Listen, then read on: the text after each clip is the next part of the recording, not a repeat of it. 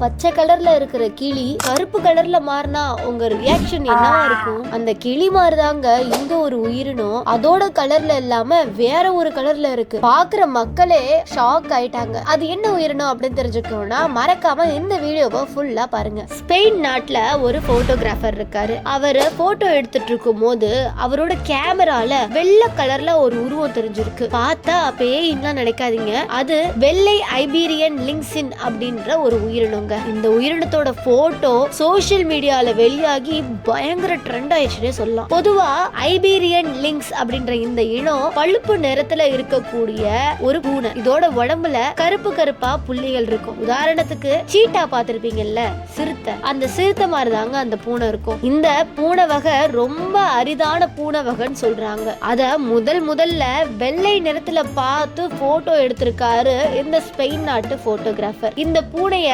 சிவங்கி பூனை அப்படின்னு சொல்றாங்க. என்னடா இது விசித்திரமா இருக்கே அப்படின்னு உடனே ஆய்வு பண்ண ஆரம்பிச்சிருக்காங்க. ரிசர்ச் பண்ணல தெரியுது. இப்ப பார்த்த இந்த பூனை லூசிசம் அப்படின்ற ஒரு அரிய வகையான மரபணு மாற்றத்தினாலதான் வெள்ளை நிற தோற்றத்துல தெரியுது அப்படின்னு சொல்றாங்க. ஆனா அதோட கண்ணு மட்டும் சாதாரணமாவே இருக்குன்னு சொல்லியிருக்காங்க. ஐபீரியன் லிங்க்ஸ் அப்படின்ற இந்த பூனை இனம் ஃபுல்லா அழிய போதாங்க, அந்த நிலையில தான் இருக்கு. இது எதனால அழிஞ்சிச்சு அப்படின்னு கேட்ட உடனே அவங்க சொல்ற பதில் என்ன தெரியுமா? இது தங்குற இடத்தெல்லாம் நாம ஆக்கிரமிப்பு பண்ணி வாழ்ந்துகிட்டு இருக்கோம். இது ஒண்ணு. இன்னொன்னு, நம்ம நாட்டுல எப்படி எல்லாருக்கும் பூனைக்கறி பிடிக்குதோ அதே மாதிரி அவங்களுக்கும் இந்த வகையான பூனைக்கறி எல்லாம் பிடிக்கும் போல. அத வேட்டையாடியே அடிச்சிருக்காங்க. 2002ஆம் ஆண்டுல எடுத்த ஒரு கணக்கெடுப்புல இந்த பூனை இனம் கிட்டத்தட்ட 100க்கும் கீழே தான் இருக்கு அப்படின்னு சொல்லியிருக்காங்க. அது மட்டும் இல்லங்க, உலகத்திலேயே அழிந்து வரக்கூடிய உயிரினங்கள்ல இந்த பூனையும் சேர்க்கப்பட்டிருக்குன்னு சொல்றாங்க. இப்ப அழிந்து வரக்கூடிய